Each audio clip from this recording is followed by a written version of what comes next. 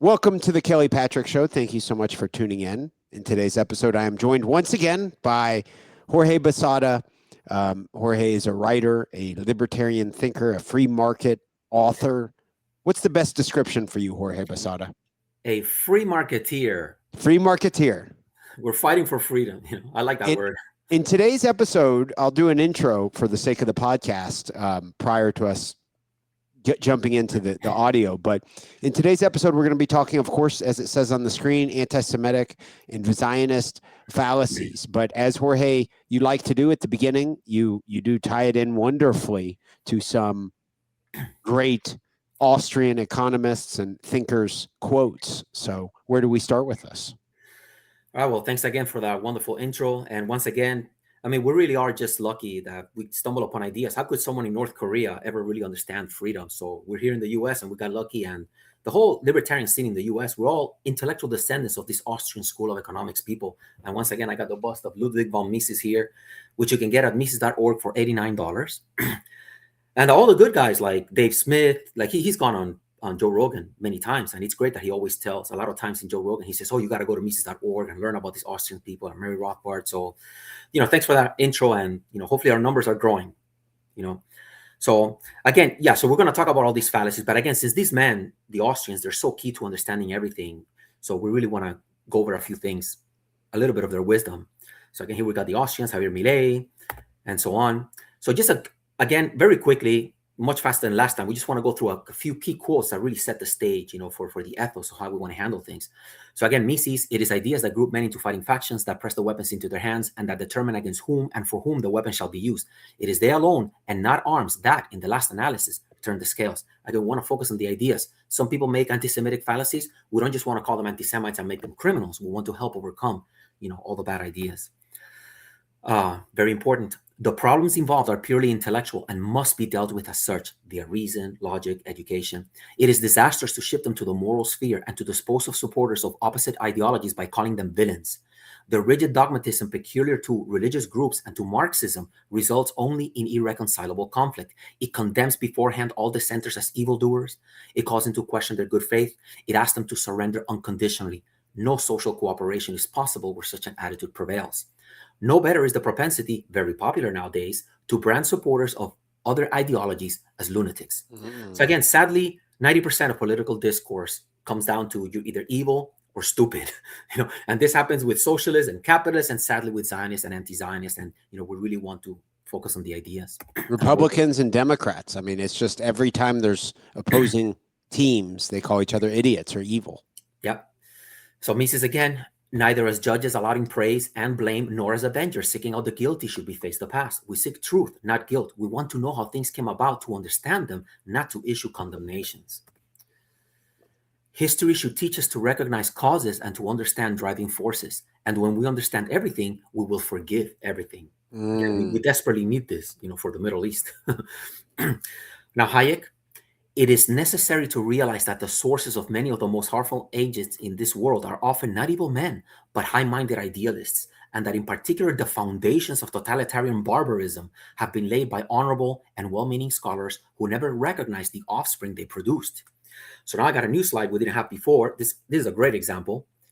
This is Albert Einstein, right? A very smart man with good intentions. He was actually very critical of the Zionists, but he totally fell for socialist nonsense. In 1947, he wrote a very famous paper called Why Socialism, where he mentions the real purpose of socialism is precisely to overcome and advance beyond the predatory phase of human development.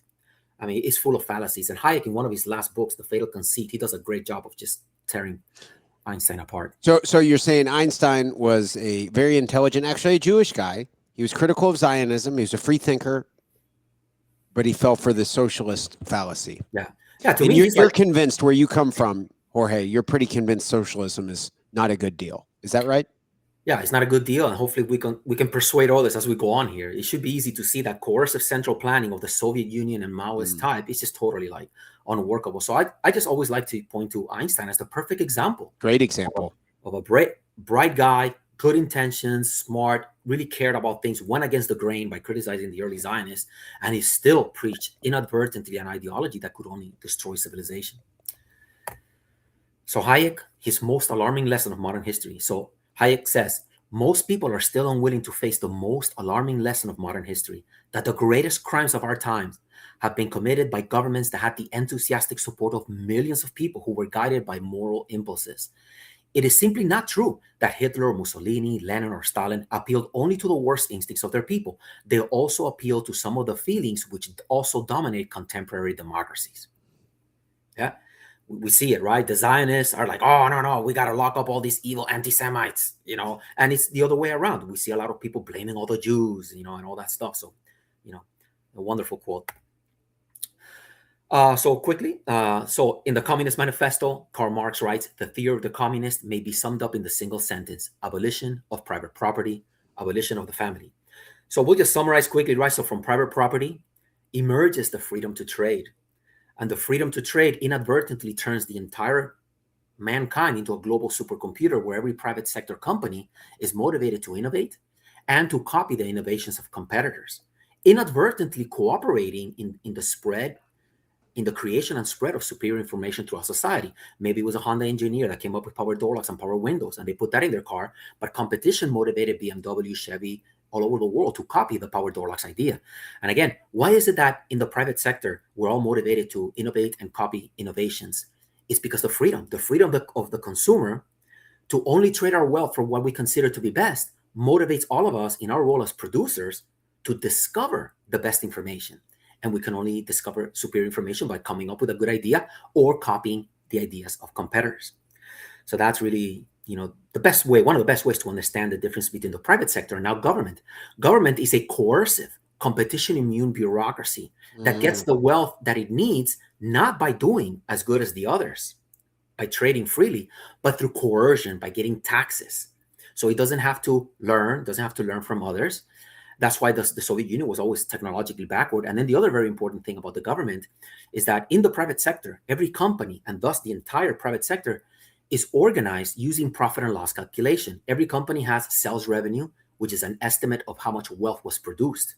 And then they have costs, which is an estimate of how much wealth had to be consumed in order to produce something. And everybody's trying to be profitable. You produce more than you consume, so you have actually increased the economic pie, right?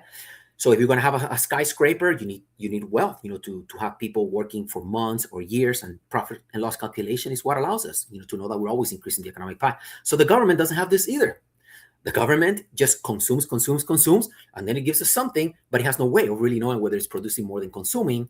And it's already hard enough to run a business as a free person with a market and prices. If the government doesn't even have that, it just ends up consuming more than it produces, and you get famines and death. And so those are the two main reasons why socialism was a total disaster. Now, something I didn't have, also regulations. Government regulations are just information that is coerced upon society and cannot be replaced via economic competition. That's why it's always inferior. In the private sector, information is constantly arising, being copied, being evaluated by every person, whether it fits their business, whether it fits their need at the local time and place. But government regulations, you can't change them. They coerce everyone into something, and that is why they paralyze entire industries. So this is a wonderful chart showing how the more regulated an industry is, you can see that it's paralyzed, it's more expensive, it doesn't innovate as fast. Compare the medical industry to the IT sector. In the IT sector, your phone gets better all the time. A computer programmer doesn't have to go to a special university to learn how to program computers. You have computer programmers that might be 19-year-olds. They don't even have degrees, and they can still work at Microsoft and write the software that really changes civilization. So again, in the private sector, in the IT sector, there's pure competition. That's why everything gets so good so fast. But in the healthcare sector, it's just pure consumption. And so in 1960, 5% of the American GDP was consumed by the medical bureaucracy. By today, it's about 20%, right? It's awful. It's just growing. And then we have the COVID mania, where the government regulations shut down the whole economy. So again, regulations are coerced information, not subject to competition, and we want the opposite. We want freedom and competition. And one little thing that was different from the last time we talked, when the Bolsheviks took over Russia, in 1917, the existing Russian central bank, the Ghost Bank, they had printed 16 billion rubles in 1917.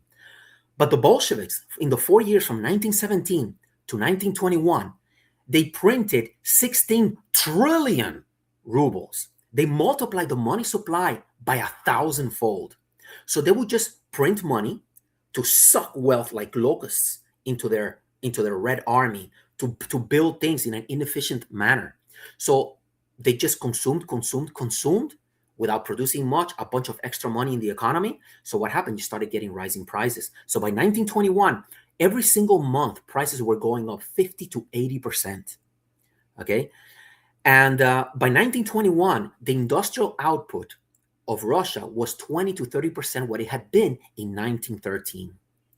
So they just, like locusts, they just brought up all this wealth by printing all this money. They print all the money, they trade it for wealth, they suck it up, they don't produce anything back. And you have massive famines by 1921 and 1922. So we throw the money usage there. Now, Mises, remember the quote by Marx. Now we got Mises. All civilizations have up to now been based on private ownership of the means of production. In the past, civilization and private ownership have been linked together. If history could teach us anything, it would be that private property is inextricably linked with civilization, right? From private property, freedom to trade, economic calculation.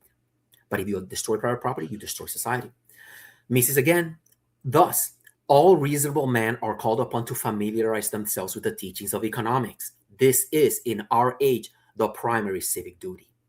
If more people understood economics and they really educated people, we wouldn't have had all the communist bullshit. And the last one from Mises here, I think, is another new one. Liberalism is rationalistic. It maintains that it is possible to convince the immense majority. It has full confidence in man's reason.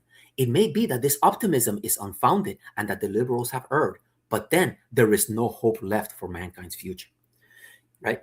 If we do not even have people who believe that we can actually educate others, the mob, we're just going to self-destroy.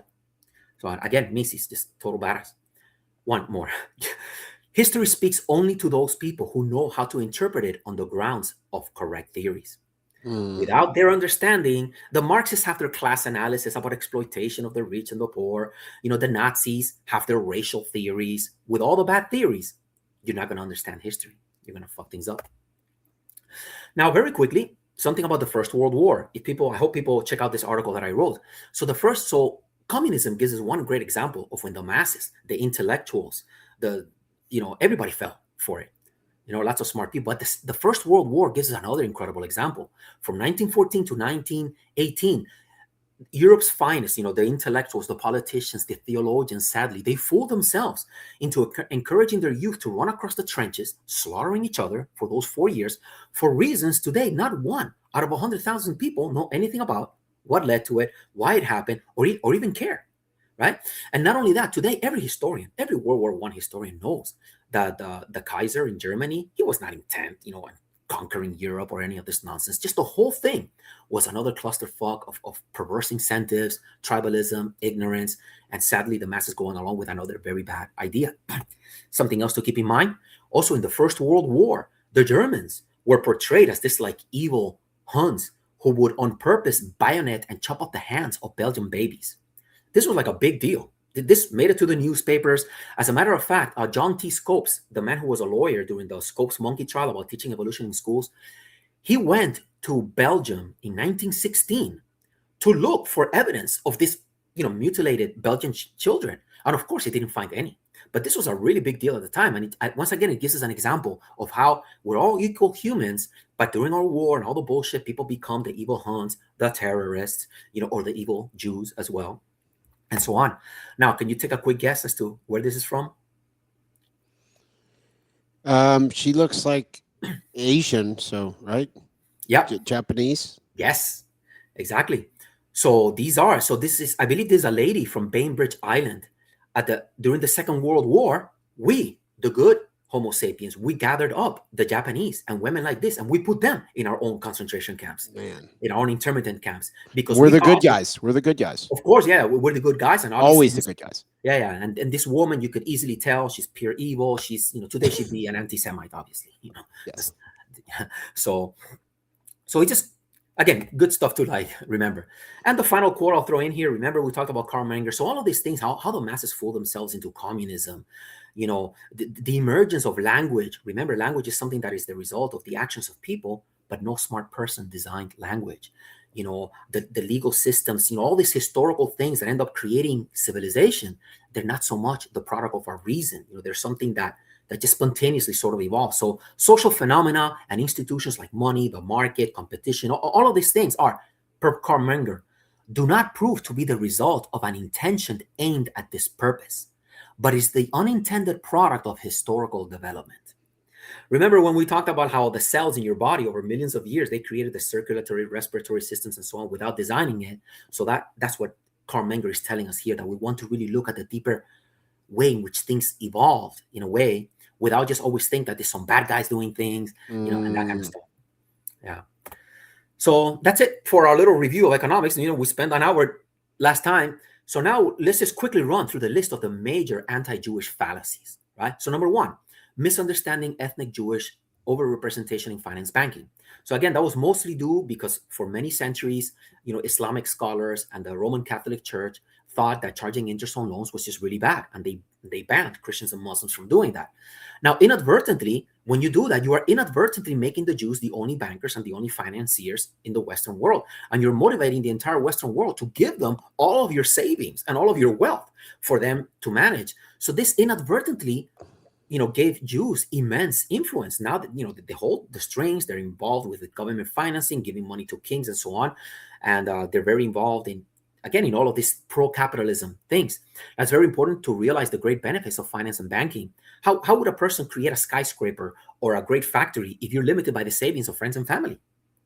It's awful. It's good to have banking and finance so people are motivated to save. That means that they produce and they don't consume, and they give their money to the banks. So then the borrowers get to consume the wealth. And then they implement something that has to pay back the loan with interest. So they always have to use the wealth that they consume to do something productive so they can pay back the interest, on the loans and keep growing the economic pie. So it really, finance and banking really helps society become much more productive. So, but again, so the Jews did not invent finance and banking. They were driven into it due to complex historical factors, not so many malice, or anything like that. The second big one was misunderstanding ethnic Jewish overrepresentation in the socialist communist movements, the Bolshevik Revolution, and so on. So three things that can quickly explain why that happened. Number one, if you're going to have an ideology where you need the better educated to coerce everyone into going along with the expert plans, it makes sense that the Jews will be overly represented there because they were better educated. Vladimir Jabotinsky, the famous Zionist, he boasted one time, like, Jews are one of the only people that for 70 generations they have been literate, right? And so if you're slightly better educated, it makes sense that you're going to move up in the bureaucracy that requires the better educated to tell everybody else what to do. So that's one factor. Then there's also like the atheism. For Jews who have been, persecuted, due to like religious reasons, you have an additional incentive to fall for this atheist ideology where now we're going to get rid of religion that has been oppressing us in the past. So that is another reason that motivated them, to be in there. And again, we have to remember that Russia, where the Bolshevik Revolution really exploded, is where you still had a Christian bureaucracy that was very restrictive of the Jews. The Jews had gained legal freedom and equal rights in the United States from the day of our founding, in France the same year, in England in like 1850, in the Austro-Hungarian Empire in like 1860. That's why Ludwig von Mises has a von title. His grandfather was one of the first people to get those titles. And even in the Ottoman Empire. But Russia still had a more draconian, anti-Jewish bureaucracy. So that is also understandable why the Jews would be more likely to fall for an ideology that went against the existing bureaucracy. And again, Jews suffered horribly during the Bolshevik Revolution because Trotsky was Jewish and he was the head of the Red Army. So the old order, the white army, they treated all Jews as potential Bolsheviks. So they had a lot of programs. So the Jews suffered horribly. Most Jews did not want to go along with communism. They wanted to remain in their old ways. So again, the Jews did not invent communism. They were overly represented in it. So the third one, misunderstanding ethnic Jewish overrepresentation in things like pornography, LGBT stuff. I remember reading an article that said that Tel Aviv was like the gay capital of the world. And again, this just really comes not for being Jews, or anything like that. It's just that if they're going to be more secular, more Darwinian, they're going to understandably break away more from our religious traditions, and they're going to be more open to just the human animal, right? So again, it's just a statistical thing that leads them to be relative leaders in there. And I think you might have seen a few days ago, the guy who created OnlyFans, a Jewish guy, he died. And there's a bunch of Twitter stuff saying, "Oh, look, this evil Jew is burning in hell, for all this, immorality stuff." And I am very tolerant to freedom of speech and doing all these things. I am a libertarian. I'm very tolerant of all that stuff. And so again, I'm not Jewish, and I'm very tolerant of all those things. So again, it's another reason that explains, this stuff. Also, Hollywood, again, if they're more likely to break away from tradition, it makes sense that they're overrepresented there as well. Now, number 5, ideological movements whose views deviated from established religious tradition. Like Candace Owens loves to blame the Jews for Freud and psychoanalysis. And again, these kinds of scientific ideologies that break away from our moral traditions. So again, same thing. If the Jews are statistically more likely to be secular Darwinians, they're going to be overrepresented in all of these things. That's it. It's not anything about the Jews or any malice. Anyway, then number 6, we have the religion influence anti-Jewish misunderstandings and fallacies. We know that even the Catholic Church and the New Testament, right? There's passages in there that says that, the Jews were responsible for Jesus' death. But even the Catholic Church, and, you can jump in here, even the Catholic Church says, like, fine, some Jews back in the day were responsible for this, but that doesn't mean that all the Jews back in the day were responsible for it, or that the Jews of today should bear any responsibility for this. But it's absurd. We always run into a lot of these people that say that the Jews are satanic, they killed Jesus, and so on. Anything you want to add to that? Yeah, I would say Jesus and the apostles were Jews. I mean, so yeah, it would be difficult to justify blaming all the Jews for the evils of the world. Exactly. But again, we know that this is a very prominent, fallacy. So number 7, this is very important, confusing the effect of shared ideology with nefarious conspiracy, right? George Carlin, he had a wonderful quote where he said, "You don't need a formal conspiracy when interests converge." Right? So ideologies like communism and socialism, that was an idea that, given the environment, started making sense to more and more people. And ideas that make sense, they start spreading and spreading and spreading. And then eventually those people who think more alike, they meet each other. Then eventually you start getting financial incentives to do something. And then that eventually causes people to conspire, to do things. Right? So at some point, like, there were many communist revolutions. Lenin wasn't the first guy to try it. And the same thing, Zionism is another ideology that little by little, it made sense to Jews as a reaction to anti-Semitism. And little by little, the ideas keep spreading. And then eventually the people do conspire. But it is very important to understand this complex environmental factors and never say that, oh, well, communism was just invented by Marx, by the Jews here, right? And we know that a lot of people are always blaming the Jews, for conspiring, all kinds of stuff. So there's a very prominent fallacy that people end up making. And, this also relates to, like, Austrian economics and freedom and understanding freedom. More of us are learning little by little, and every once in a while we conspire to do the right thing. We try to push for the Ron Paul thing, and enough people conspire to get Javier Milei elected. So again, it's little by little, these ideas, keep spreading. So number 8, misunderstanding ethnic Jewish overrepresentation or leadership in science, especially when it goes wrong. Once again, if the Jews tend to be, on average, better educated, right, they're going to rise up higher in scientific bureaucracies. If they're secular, they're more likely, to doubt things or whatever. So it helps them, be overly represented in the world of science when it goes good, but also when it goes bad. A lot of people notice that Albert Bourla, he's the CEO of Pfizer. I mean, I think he's awful in various ways. But then people will say, oh, the vaccine was invented by the Jews, to do all these things. And in reality, like Israel, had that been the case, Israel wouldn't have been a very vaxxed country. But Israel had horrible lockdowns. They were the first to use the science to have a tracking system to make sure everybody got vaccinated. Even Netanyahu is very proud, and he has like a glass jar with the first vaccine that they give out or something. So you said if that was the case, if it was the case that they purposely made something evil out of this vaccine, they wouldn't have given it to their entire homeland, is what you mean? Exactly. So again, this is a mistake of inadvertently being ignorant of the complex factors that lead Jews to be represented in certain things for good or for bad. When it's for bad, then they'll say, oh, it's the Jews. So it happens in science as well. Peter Hotez is also, one of these pro-vax guys that I dislike, and he's Jewish as well. And he's always, anyway. Number 9, calling the Israelis fascists or white capitalist colonizers. This is a very big one from the left, right? The leftists love to call everyone a fascist, right? To the leftists, if you don't go along with their ideology, you're just a fascist. And a lot of people love to do that about the Israelis. They say that this is the result of fascist white man, colonizers that came here to exploit the natives and so on. And that totally overlooks the reality that the Jews were escaping anti-Semitism in the Second World War and all that. So that's a very popular fallacy among the leftists, right? The leftists love to call Netanyahu a fascist. It's absurd. Netanyahu is actually pretty good on free market economics. So again, most of these leftists don't even understand the difference between a fascist and a communist, and so that's another one. And the last one, this whole stuff about the Greater Israel plot. A lot of people love to say that the whole reason why Israel has all these wars and all this expansion is because, it's their Greater Israel. They want to conquer the whole land and everything. And actually, this was discussed, just Tucker Carlson, in this last episode. He had the Israeli guy. And the guy was letting him know that, look, man, there might be a few very, nutty Jews who really believe in this Greater Israel stuff. But most Israelis, they don't care about that Greater Israel stuff.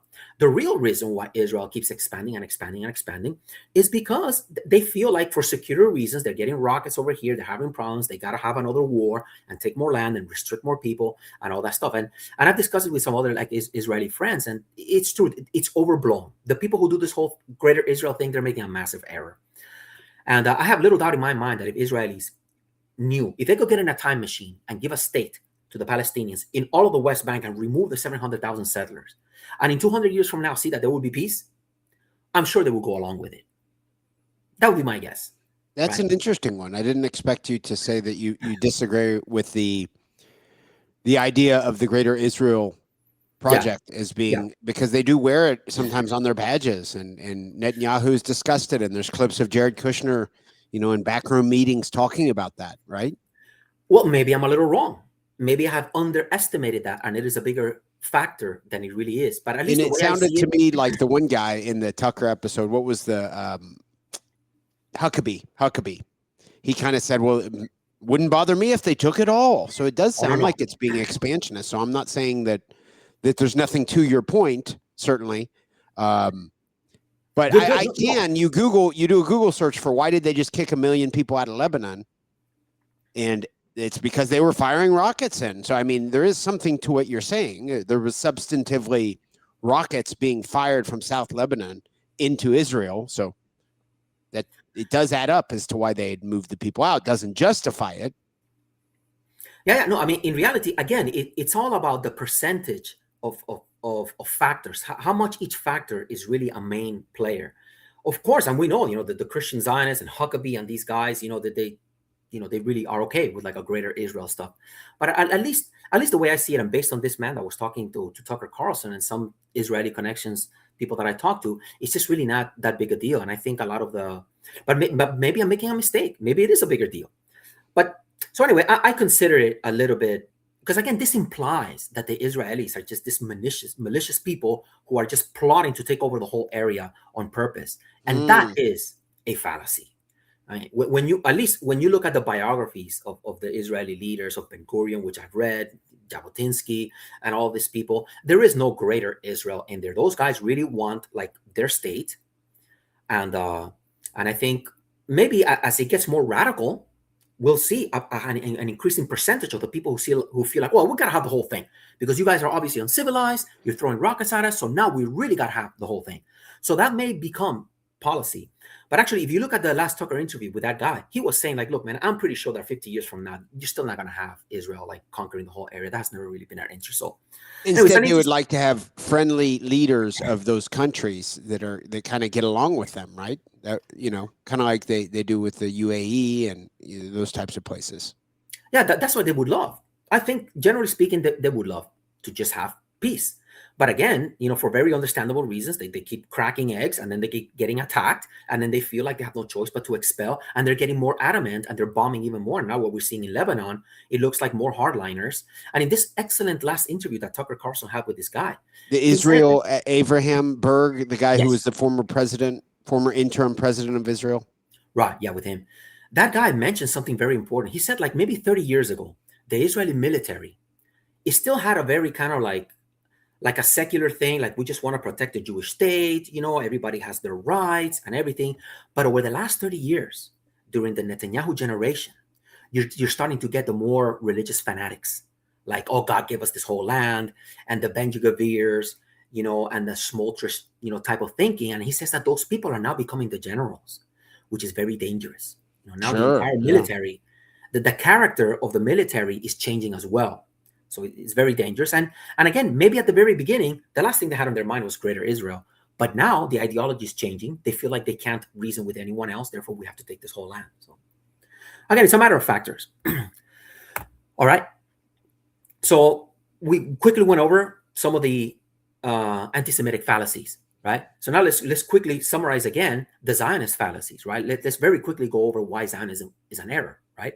So central to Zionist ideology and mythology is the fallacy that in order to overcome anti-Semitism, which many erroneously see as some irrational hate, the world's oldest, of course, that can't be overcome via reason, education, like all other fallacies, the Jews must abandon the organically evolved and time-tested humble synagogues, cultures, languages, towns, and cities where they have lived with non-Jews for centuries in increasingly peaceful ways to create a Jewish state in the most sacred of areas and was overwhelmingly populated by Muslims, Christians, and many Jews who were adamantly opposed to living under a Jewish state. And very importantly, a state with a coerced, atheist, Theodor Herzl designed Jewish flag. Remember, Herzl wanted to convert all Jews to Christianity, right? This man had no connection, to the real God of Abraham. He celebrated Christmas. He did not have his kids circumcised. He was not a religious Jew.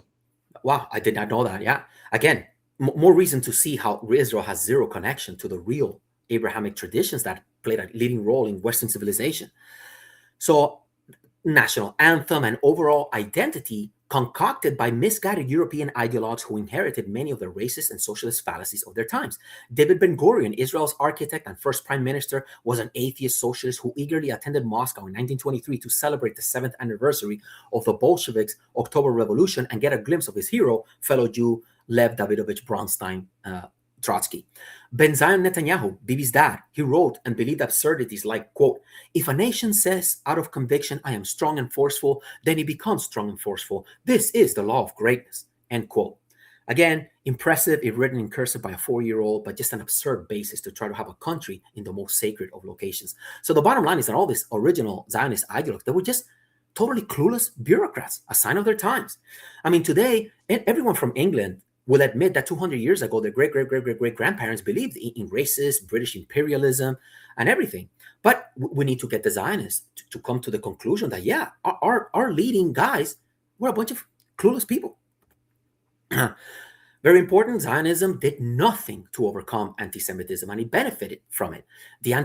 Herzl writes in his diary and also in The Jewish State, he writes, the anti-Semites will become our most dependable friends. The anti-Semitic countries are allies. Great exertions will hardly be necessary to spur the movement. Anti-Semites provide the requisite impetus. They need only do what they did before, and they will create a desire to emigrate where it did not previously exist and strengthen it where it existed before. And again, Zionism was wisely rejected by most Jews when Herzl began to push his ideology.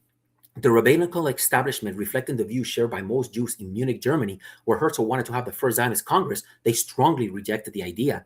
So he had to have the first meeting in Basel, Switzerland. They told him, quote, we comprise a separate community solely with respect to religion. Regarding nationality, we feel totally at one with our fellow Germans and therefore strive towards the realization of the spiritual and moral goals of our dear fatherland with an enthusiasm equaling theirs, end quote. Leading Zionists after Herzl's death, Chaim Weizmann, lamented how, quote, for assimilated Jews, they looked upon it, Zionism, as a primitive tribalism. They felt themselves called upon to rescue Judaism from Zionism. These people are dead against Zionism. So the Jews in Germany, where they were getting equal rights, they were having all this prosperity. They were living in Europe, the most successful place in the world at the time. They wanted to just continue to integrate. They disliked the Zionists, as well as the Orthodox real religious Jews, who knew that Zionism was just some bullshit that had no connection to the real God of Abraham. So those two groups were strongly against Zionism. But unfortunately, the Zionists kept persuading people. We had a bunch of Rabbi Yaakov Shapiros back then, calling it out for what it was. Yes. Exactly. Yeah. So socialist identity and morality replaced the previous ones of Russians, Chinese, unfortunately Cubans, as it created the socialist man who was to be selfless and enthusiastic in spreading the communist revolution. And they banned the profitable order expanding private sector, destroying the very social order that they tried to improve. Similarly, the Zionists attempted to engineer a new identity. As leading Zionist Jabotinsky wrote, right, the Yid, take the Yid, the Jew of today, and try to imagine in our minds the exact opposite. The Yid is ugly, sickly, lacks handsomeness. We shall endow the ideal image of the Hebrew, the new Zionist, with masculine beauty. The Yid is disgusting to all, and then the new Jew will win the Eurovision contest, as Shapiro tells us. So just like the communists, they also created their own flawed moral code. Jabotinsky, again, we hold that Zionism is moral and just, and since it is moral and just, justice must be done, no matter whether Joseph or Simon or Ivan or Ahmed agree with it or not. There is no other morality. And in the same essay, which everyone really must read, The Iron Wall, in 1923, long before Hitler, he also says, culturally, they, referring to the Arabs, are 500 years behind us. Just the incredible arrogance, Now, again, so Zionism did not overcome anti-Semitism via reason, sympathy for the misguided, and education, which are the only ways to overcome fallacies, and attempted to overcome anti-Semitism via moral pontifications, condemnations, vilification, violence, and separation, which could only intensify the anti-Semitism. It's that simple. And like the socialists, they compounded the problem by tying their identity and morality to errors requiring the coercion of thousands in Palestine via their Jewish state, the West, US, via the necessary taxation to fund America's now yearly 1.5 trillion military spending needed to destroy all of Israel's enemies, Libya, Syria, Iraq, Yemen, Iran, right? And of course, hate speech laws to criminalize ideological opposition. CEO of the Anti-Defamation League, Jonathan Greenblatt, mentioned that anti-Zionism is anti-Semitism and that anti-Zionism is genocide. Israeli author of the great books, The Invention of the Jewish People and The Invention of the Land of Israel, Shlomo Sand, astutely mentioned that, quote, Zionism has become a sort of Stalinism. And we'll play a clip of him actually saying that soon. So again, Greenblatt here and Shlomo Sand. Now also, I did not mention this before. So then, look at the Zionists. Soon after Hitler took power, like 8 months, he was in office, just 8 months. And the Zionists were already working with the Nazi government, right, to help them get rid of their Jews, right, via the Havara Agreement, right? So just 8 months, this is before things got really bad. They were already working with the Nazis, to get the Jews out of Germany so they can go to Palestine and they can carry out their wonderful dream. Now, this was very controversial for understandable reasons. And Jabotinsky was one of the people who was firmly against this sort of stuff.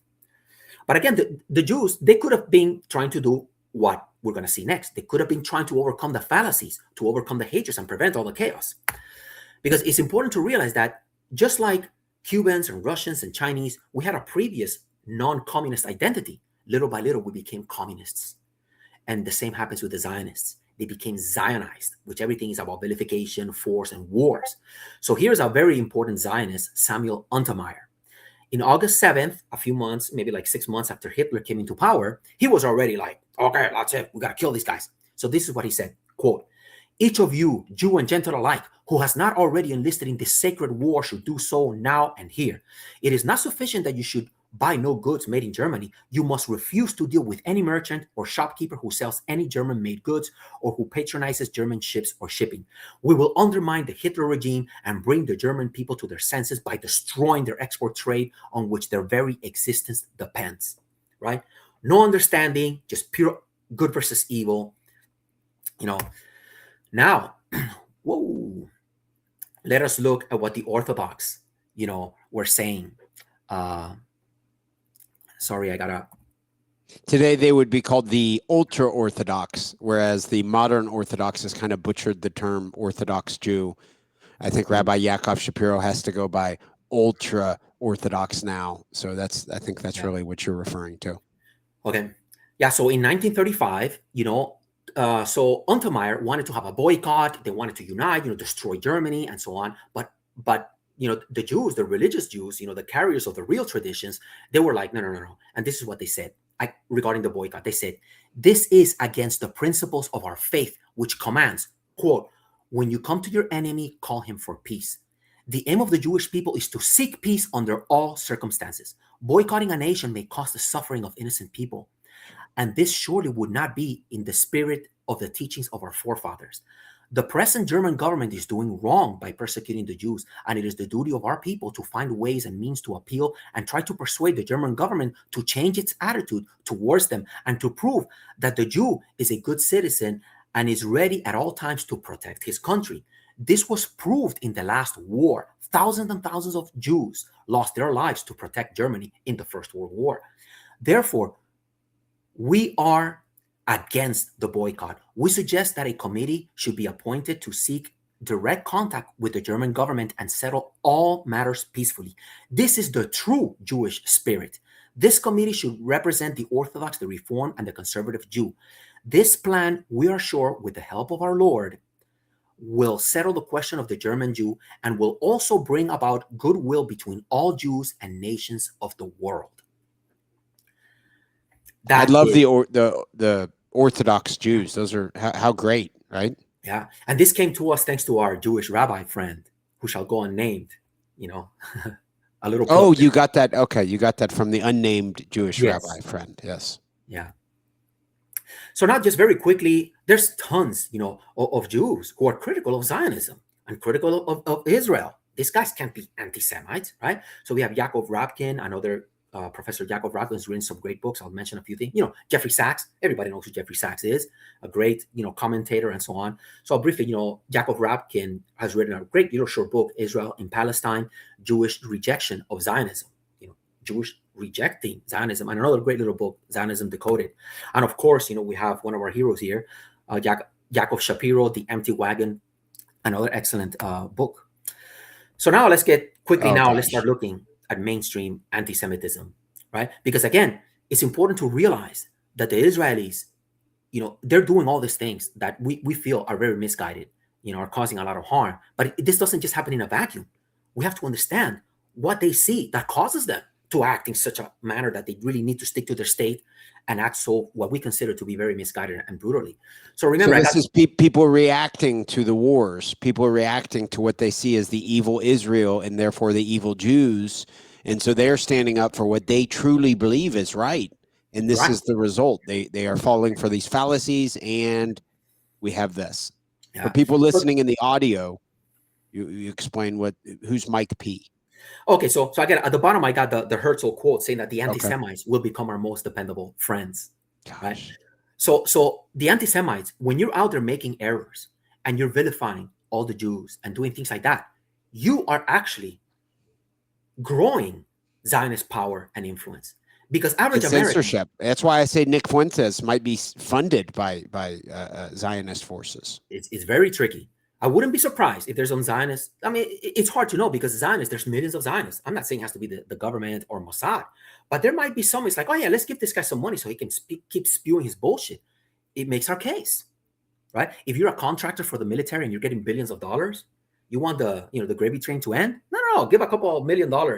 As a matter of fact, there was a young Jewish guy, Kadar something, I forgot his name, in Israel, and he was getting paid to make bomb threats, saying that, so this guy called up hundreds of synagogues to make bomb threats. Jeez. And he was a kid in Israel and he was getting paid Bitcoin. Nobody knew exactly who was paying it. So somebody was giving him money to increase anti-Semitism. So again, it doesn't mean that the Jews are doing it, but statistically, remember, statistically, we have many people who are willing to do bad things just for their ideology or to make money and so on. So Mike P is just one of these, he's somebody in there. So he says, the most important thing you can do to stop this war is be openly and vocally anti-Semitic. Jeez. It's disastrous. Now, Dan Bilzerian, the king of Instagram, 30 million followers on Instagram. I really admire the guy, his courage to show all the effects of Zionism, but he doesn't see it as the effects of Zionism. He butchers it a lot. Exactly. So I think he makes a lot of errors, but he also does an immense job of bringing attention to the calamity that's going on and so much more. So again, he's making mistakes, but I really appreciate his courage and much that he's doing, but he's making errors. So, one of the things he says, we are fighting for Jewish greed, plain and simple. That's nonsense. It's not Jewish greed. We're all equally human. Everybody's equally greedy. To say it's Jewish greed, it just falls right into the old stereotypes. Then he was replying to John Podhoretz, one of the major neocons. He says, no more Christians want to die for Jewish greed. Get fucked, you treasonous cunt. Again, it's not about Jewish greed. It's a complicated mess that has led to all this chaos. You know? And then we already talked about this one. He says, Jews should pay Holocaust reparations to the families of the 60 million Christians they killed during the Bolshevik genocide. Jeez. Again, the Jews were overrepresented, but it doesn't mean that the Jews did the Bolshevik calamity. Rabbi Yaakov Shapiro and his family should somehow pay reparations to people that they had nothing to do with, and they never did. Exactly. What about all the Jews who were fighting all these things? The Jews who were against the communist calamity. How can we throw them under the bus? Mises. These are mistakes. Now, Kim.com, a famous computer guy, 1.7 million followers on Twitter. He put this poll, and it wasn't a 3-hour poll. It stayed there for a long time.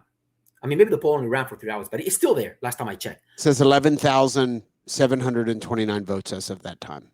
Right. Do you want the Jews kicked out of America? I mean, that's awful.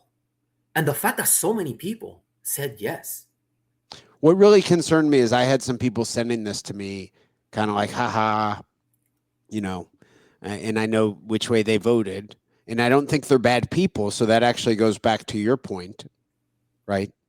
But it's just what we're talking about is not always the most popular response to the state of Israel, causing such chaos over in the Middle East. This isn't the most popular angle on it. But I mean, who rationally thinks, do you want the Jews kicked out of America? And 84.4% of the people vote yes. How can you justify that that's good for humanity? Yeah, it's awful. So now, I mean, if the Zionists can be so brutal, right, and have this wars and level Gaza and things we consider to be very misguided, and if people had a bit more, but this is what they see, and they're fixated on this. Jeez. Right? So again, this is great. Like you said, this is the best friend to the state of Israel is shit like this. This feeds them, and it's going to feed potentially us not being able to do podcasts like this in the future. Exactly. Yeah. No, as a matter of fact, Copilot is a very popular software for writing computer programs or whatever. Like the other day, I asked it, can you please give me the list of the 10 most popular anti-Semites? And he said, I can't reply to that. I can't do that for you. Yeah. Yeah. So there's already filters. You can't even do research because this subject is becoming taboo.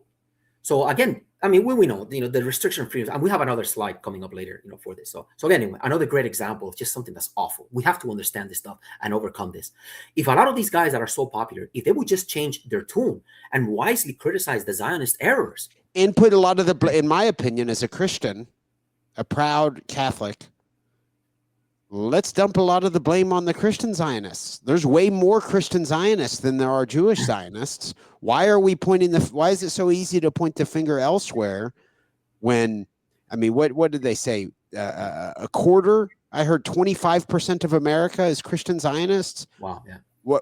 Why do we have the problem pointing the finger at ourselves? I don't get it. Yeah.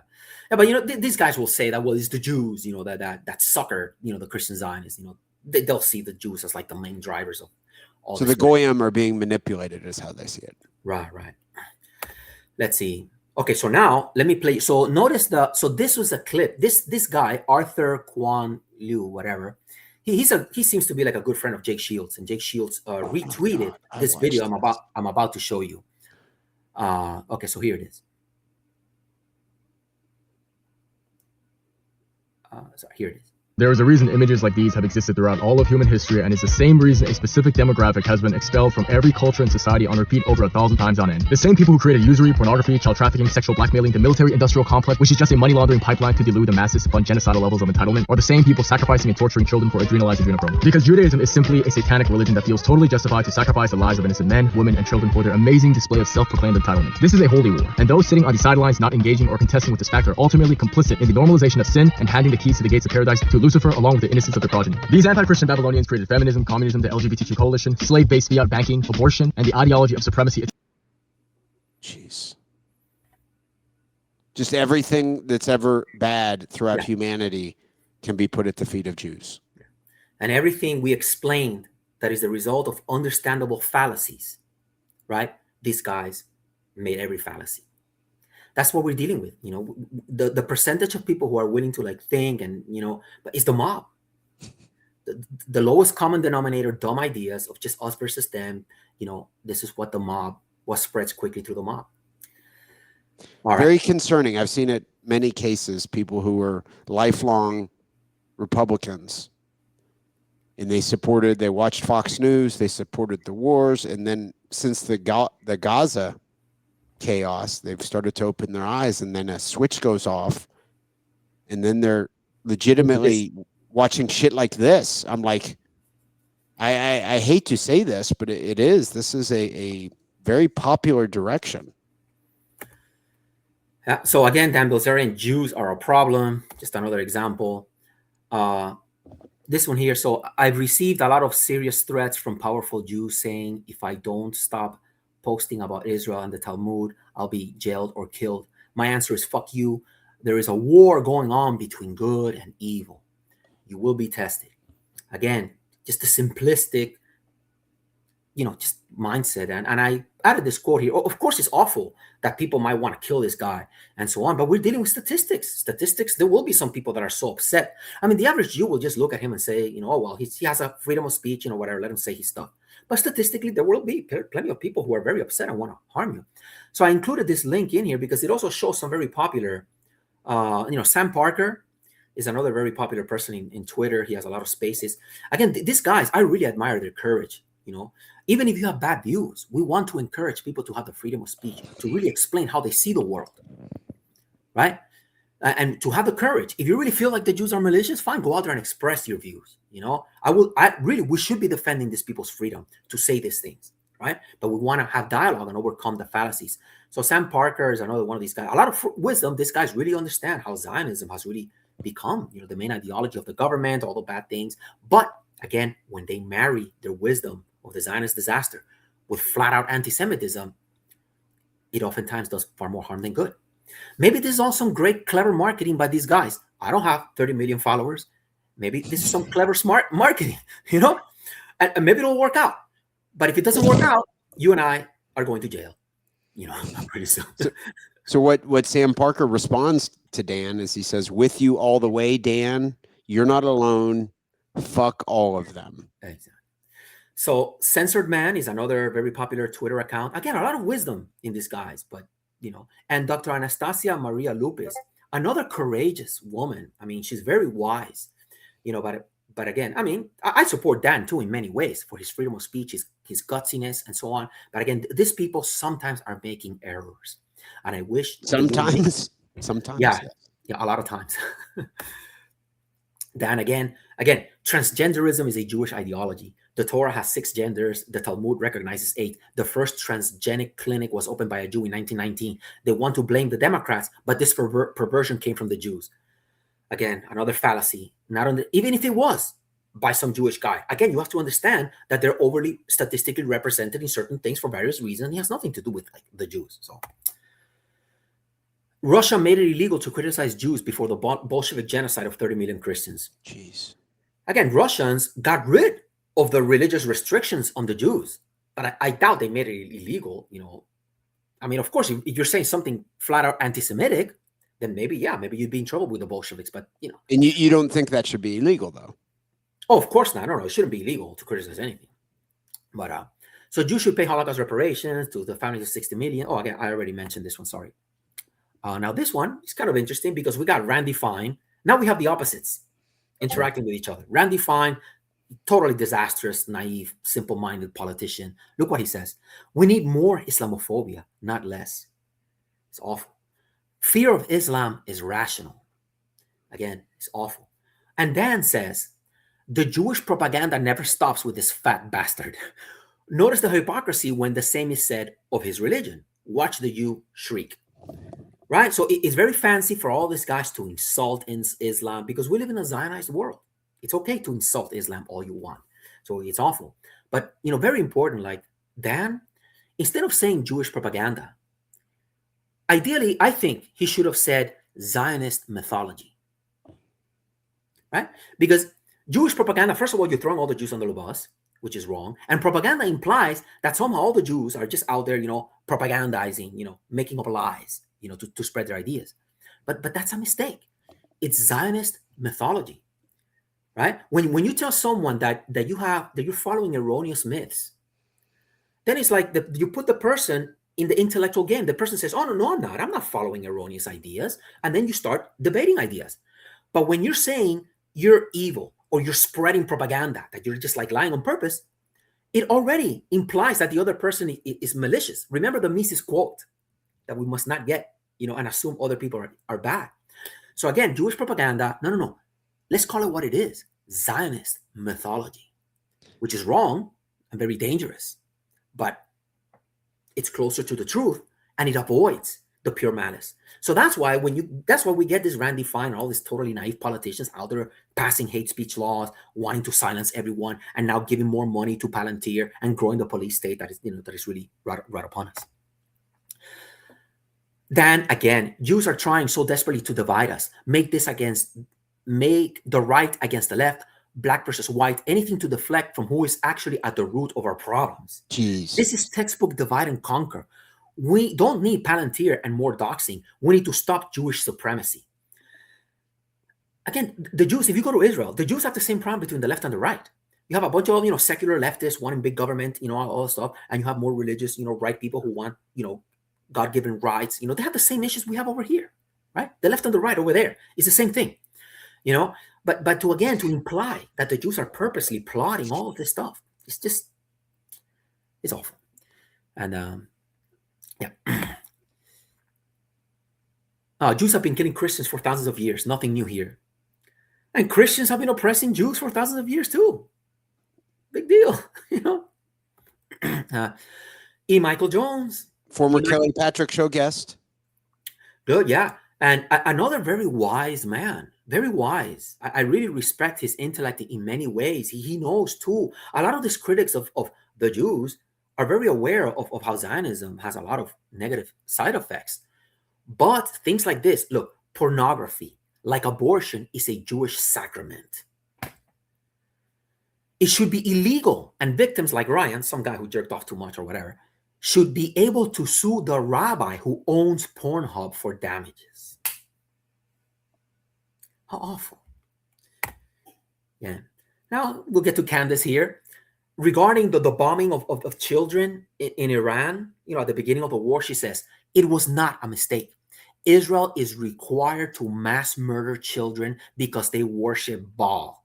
Trump does as he's instructed to by Jared and Bibi Netanyahu. Trump has risen to the top and he's surrounded by Zionists because 130 years of Zionist ideology is going to push to the top Zionist ideologues.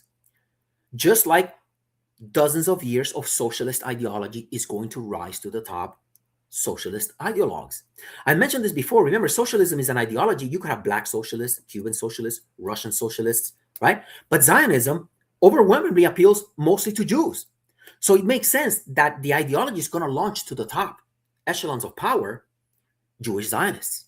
And that is the reason why Trump is surrounded by Kushner and Wyckoff and all of these Jews. Again, it's the result of a complex process, not a conspiracy. That's why I think when Karen Prejean Bowler was on that committee and they started peppering her with questions, they asked her, have you ever heard Candace Owens say something that sounds anti-Semitic?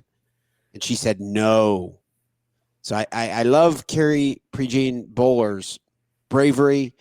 And I know she's friendly with Rabbi Yaakov Shapiro, and I'm a big fan of hers. I am. So I'm echoing what you're saying about these people, Jorge. But I do think she made a mistake when she said nothing Candace Owens has ever said sounded anti-Semitic, because that's inaccurate. Yeah. Yeah, I think ideally she should have said, well, Candace has said things that are anti-Semitic, but she's made some mistakes. She's made some mistakes and she should correct this or something. I mean, I don't know. Who knows? It's complicated. Or I don't think she's an anti-Semite. Has she said some things that sound very malicious? Sure. Do I think she's overall an anti-Semite or she dislikes Jews? No. Right. So let's play now a little clip of Candace here. So this is good Candace. Candace really hitting it out of the park. I would definitely read Shlomo Sand. There's a book called The Invention of the Jewish People that gets into Israel full stop. He was, I believe, a historian at Tel Aviv University. That's an important one. And you will note that all these books I'm recommending, by the way, were written by Jewish authors, because that makes you aware of the fact that you're not diving into something that can be labeled anti-Semitic, because, I mean, these people were like in the IDF, you know what I mean? And so there's no incentive for them to lie. But if you just want to jump right into Israeli history, I would say Shlomo Sand would be a good start. The Invention of the Jewish People is a good one, and he took a lot of flack for having written it, standing up to neo-historians, which is who we are also fighting. They are neo-historians. They publish a lot, and you believe they're kind of creating this matrix of history that there's very little truth there. Kari writes, Zionism become a sort of Stalinism. Yeah, and it's important that just like the Soviets, remember the Soviets, they had a bunch of intellectuals that would cherry pick history and statistics to justify their flawed ideology. And it is the same thing with the Zionists. The Zionists, they have their authors, they cherry pick history to make their case. I don't think they do it necessarily out of malice, like the Soviets. They have their ideology, they're in their bubble. So it's important, to keep that in mind. So now this is Candace making a mistake, I think. And there aren't enough dollars at AIPAC to ever get me to side with the devil. And I truly do believe that what we are watching right now is the synagogue of Satan, led by Bibi Netanyahu, which is attempting to use Judaism and pretending that they are being attacked because they're Jewish and not because they are executing something horrific in Israel right now, in Gaza. So she had some good and some bad within that clip, we would agree, right? Right. Yeah, again, knowing full well that it's like the synagogue of Satan that's controlling Netanyahu, I mean, that is likely to be a mistake, I mean, who is she to make this call? I mean, I don't know. Again, this is why she would get named the Anti-Semite of the Year, even though, on the other hand, she's doing such a great job of helping people understand, what a disaster, Zionism. Would you agree, normally when people boil things down to black and white, good versus evil, that's inherently going to be a fallacy? Right. I think so. Yeah. We need to understand the errors that they're making that leads to this thinking. And right. I think so. Most of the time. No, I mean, we don't want to be so naive. There are people who know that what they're doing, it goes against established norms. As someone who just clearly steals, or someone who rapes. I mean, I'm not saying we should discard all of morality. We don't want that. We know that there are Bernie Madoffs, right? We know that there are people who are clearly like malicious. But the point that Mrs. made earlier, that when it comes to these complex ideological things, where people with the best of intentions can make mistakes, like Einstein and my family members that were communists. So that's the thing, yeah. All right, we're almost done here. Stu Peters is another very famous guy. No corner of the earth is unaffected by submissive, usurious, pedophilic, deadly, or degenerate Jewish behavior, making anti-Semitism ubiquitous on every social media platform. And then the stuff, the bottom, the Talmud claims that Jesus Christ is currently in hell, burning in a pile of semen and excrement, and the Mother Mary was a whore. And I forgot, I think, did our rabbi friend tell us about these things? He did, yeah. And I think one of the responses would be the Talmud is a collection of writings from rabbis. Yeah. You hear Rabbi Yaakov Shapiro speak mostly of Mosaic law in the really the Old Testament, the first 5 books of the Old Testament. Not so much necessarily saying that everything written in the Talmud is pleasant or nice. I mean, you can certainly manipulate the Quran. And I'm not saying that everything in the Talmud is manipulated, that sounds bad. I'm not saying that. But you can make cases against Christianity. You can make cases against Islam. And, of course, yeah. Yeah, so I'm not discounting that it sounds horrible, some of the things that are in the Talmud. I'm not discounting that.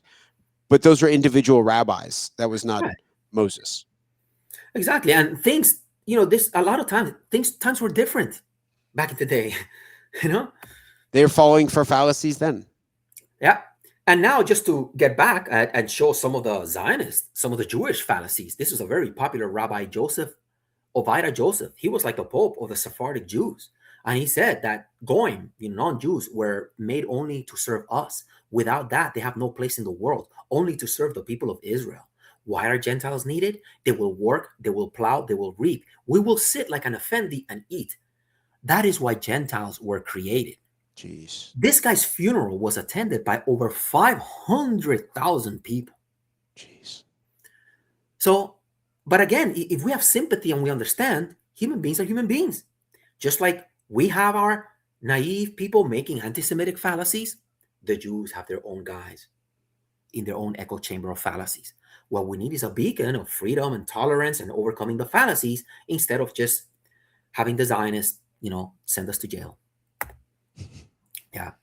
So very quickly, just so Zionist fallacies. So Zionism itself is a fallacy, right? We discussed that. A couple of others I just really want to throw out there is like a lot of these secular Darwinian-minded Israelis, they erroneously think that they are the beacon of reason, of Western values, because they're secular among very upset, angry Muslims, that might be calling them satanic and saying all these awful things.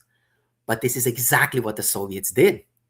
The Soviets thought that because they got, their chess champions, Yuri Gagarin, the first man in space, because they were atheists, and they didn't believe in things that you couldn't prove, they thought that that's one of the reasons that kept them fooling themselves into thinking that their ideology was superior, right?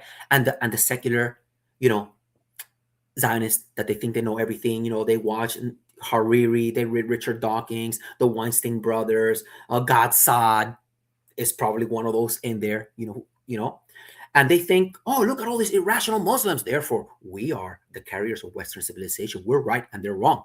But they're too, just like the Soviets, we're too naive, negligent to understand that their ideology was a total failure. To me, it's the same thing with the Zionists, with the secular Zionists that they think they know everything. Then the third one is also naively overestimating the role that Judaism has played in Western civilization. Western civilization is really the emergence of complex things from many cultures throughout different times. The Babylonians were already talking about interest rates and finance and banking long before the Jews. There is a religion that's still around today, Zoroastrianism. I forgot how to say the word, but they're actually in Iran. This religion is older than Judaism, and they're also a monotheistic religion. Because a lot of times the Jews will say, oh no, we invented monotheism. But that's not true as well. So you get a lot of these Israelis, a lot of the Zionists that they think that they invented like civilization. They overestimate the role that all of the Romans, the Greeks, the Muslims, right? Why do we use the Arabic numerals, right? Because the Muslims during their golden age, for like 300 years, they were the great capitalists. They were the great scientists. They were the ones that were doing business. Muhammad and his wife Khadija, they were merchants. They were business people. Right? And that's where we got the Roman numerals and all these things. So it's a very popular fallacy. So many Zionists and Jews, they think like, oh no, we invented civilization. But that comes, and a lot of people call that Jewish supremacy. That they think that somehow they invented civilization. It's thanks to them, that we owe like Western civilization. But to me, that is a fallacy. That is a fallacy. I do not have a problem whatsoever if these Jews go run around thinking that they invented civilization. I don't have a problem at all. To me, you look like an ignorant fool. But some people are upset of that. Some people are upset that some Jews think that they know it all. I don't have a problem with that at all. Go on with your fallacies, your ignorance of Menger and Mises and Hayek. So anyway, so you get those three fallacies and they have persuaded themselves and they have persuaded the Western world. I mean, it's such a shame that the Western world wanted to care about minorities and anti-Semitism. But the Jews fooled themselves into a bad ideology and they have now fooled the West into making it their life's purpose. We know that every one of these Republican politicians, that's their life's purpose. Pretty soon, that's all they care about. Oh, yeah. Just like with COVID mania, let's have a lockdown. Let's put all the anti-vaxxers in jail. We know it's coming. Anti-Semite mania is right on top of us. Certainly hope not. Yeah, I hope not. Yeah. So again, how is it that Jared Kushner and Steve Witkoff, they're negotiating with Russia. They're supposed to take care of the Gaza thing. And now they're supposed to be, the guys negotiating with Iran, and the Iranians already told them no. How is it that all of our presidents are surrounded by all these Zionists, right? And here we have Blinken, right? Who was really the guy. I mean, we know that Biden was like dead and senile. He was the guy. And then what a coincidence that the other guys in a major war is the Zionist Jew Zelensky. So again, this is very important. it's not a conspiracy. Little by little, Zionism has become the main focus, and all the money goes to Zionist, causes. $2 trillion military. Where does all that money end up? It goes to AIPAC. It keeps spreading the ideology, right? And all of these people, since they care so much about Zionism, they make sure that the politician gets the money that supports their cause. That's why AIPAC. If you have two politicians, one politician doesn't get AIPAC money, and another politician gets AIPAC money because he's far more sympathetic to the Zionist cause, he's going to get more money and he's going to be able to spread. And it's not because this is run from Israel or anything like that. That's just the way the ideology has just consumed civilization. Good stuff. What do we got here? Oh, Yeah, is that green bot on the bottom?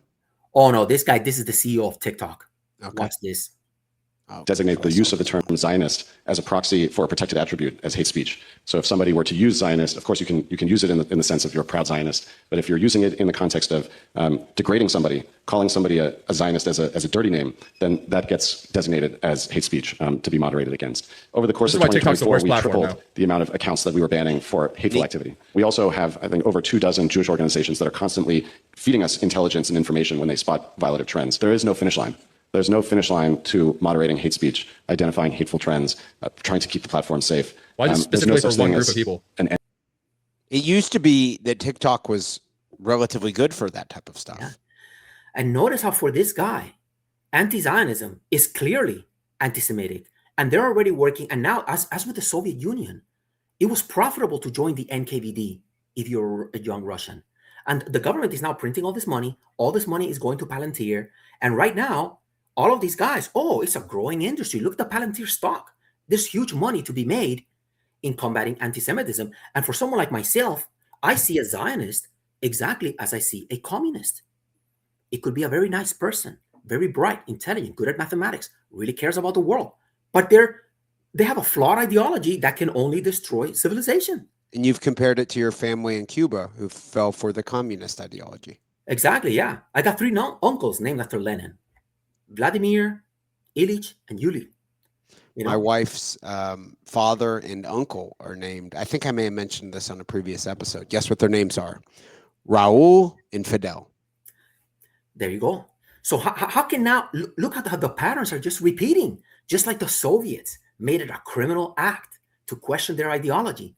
The Zionists are doing the exact same thing, and they're creating the financial incentives to keep destroying the very freedom of speech we need to help overcome their fallacies. And arguably, Dan Bilzerian, Nick Fuentes, people following for those fallacies are feeding them. Exactly. Yeah. And the last one here, this is the last one. We're almost done. I know. So this is where we're at right now. This is reflective of the mindset of these guys. Look at this guy here. We are fighting their war. I'll tell you why. Iran shot 2 missiles to Diego Garcia, which is almost 4,000 kilometers from Iran. That's a range that reaches Brussels, that reaches Madrid, that reaches Paris. And we, in fact, had we not acted, all of Europe would be under a terrible nuclear ballistic missile menace. So we're fighting your war, and we expect not to be, criticized in and on, but we expect your backing. That would be the decent thing to do, but we get it. We have to do the hard job. We're used to it, and we'll do what's right. But let me pick up on that point. So at this point, you'd say the reaction from the Europeans is that they are cowards. Many, not everyone. Some European countries have stepped up to the plate, but many others, who? I'm not going to name names. I think you know exactly who. I think any European leader who sort of says, this isn't our problem, so when will it become your problem? When they have a nuclear weapon? When the missile is on its way to Madrid? When it hits Madrid or Barcelona? Is that when you're going to wake up? So we're doing the fighting. We didn't ask you for any help, nothing. All we're doing is fighting against this horrible radical Islamist menace. We're reducing and hopefully eliminating this threat. And instead of thanking us, you're criticizing us. And what's the deal there? Regarding that guy who quit, well, he's a schmuck. I don't care about him. He's irrelevant. He's going to go down in the dustbin of history. We're fighting the most just war ever, and we should be getting your backing. Most just war ever. That stuff kills me. Is you hear Ben Shapiro saying, we're the most moral army in the history of humanity. I mean, and people buy it. It's crazy. Yeah. Yeah, but we can see, right, how they brainwash themselves, right? If these guys, they know that at least they can always find some politician inside the Iranian bureaucracy that is very anti-Semitic. There's got to be somebody in there who would love to have a nuclear bomb. And you can understand, you can understand to a degree, certainly, why there is. Yes. Yeah. So again, and the last thing I'll mention is that part of the reason why we have this chaos is because no one can see a way out. The Israelis, the only thing that makes sense to them is we got to keep bombing more people. We got to create more space, and all that stuff. And sadly, we can see what things are like. So many critics of Zionism, and it really worries me because I criticize Zionism, but a lot of my acquaintances that criticize Zionism, they're happy when the Iranians are doing good, when they're launching their missiles, when Israel is getting blown up. And that is not the solution. To the Palestinians, a lot of them, they feel like we need a war to finally end Zionism. And the Zionists feel like we need to have a war that not just destroys Iran, but we got to have a war against its friends, Russia and China. Jeez. And Mike Johnson, the Speaker of the House, he said Hezbollah and Hamas are tied in with Iran, and Iran is tied in with Russia and China, and that is the new axis of evil. And that is why all the vilification grows from. Anyway, so that's it. Good stuff. Well, Jorge, I appreciate you coming on as always. We will do another one of these episodes soon. Before we wrap things up, where would you direct people to go? Oh, thanks. Yeah, people can follow me. I just prefer people follow me on Twitter. I am at Hayekian, and check out my articles at the Mises Institute. If you just search my name on Google at the Mises Institute, you can find my economics articles, which I think are worth reading. So yeah, thanks a lot. It's a very important topic. I have a friend who likes Dave Smith's ideas, but he says he would certainly not vote for him. You wouldn't vote for Dave Smith? Even though he really likes his ideas, specifically because he's Jewish. Wow. That really shows how messed up things are. That's why when we see the Zionists become so fanatical, we have to understand, Yeah. Good stuff. Jorge, thank you as always. I appreciate everyone tuning in. We'll have another episode of the Kelly Patrick Show out soon. Thank you. All right. Thanks. Bye.